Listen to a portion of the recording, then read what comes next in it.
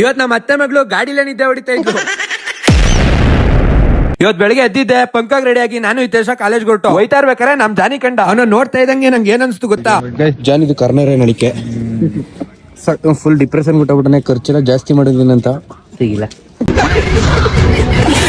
ಪಾಪ ಸುಮ್ನೆ ಹೋಯ್ತಾ ಇದ್ದಿದ್ ಯೋಗೇಶನ್ಗೆ ನಮ್ ಜಾನಿ ಹೆಂಗ್ ಬೆಂಟ ಗೊತ್ತಾ. ಓ ನವಗ್ರ ನನ್ನ ಮಗ ನೋಡಿ ಹೆಂಗ್ ಮಾತಾಡ್ತಾನೆ ಇವನು. ಆಮೇಲೆ ಹಿತೇಶ್ ಅಂತ ಬಂದೇನಂದ ಗೊತ್ತಾ, ಗೌಡ್ರಿಗೆ ಏನ್ ಚಾ ಕುಡಿಸ್ತೀರೇನ್ರಿ?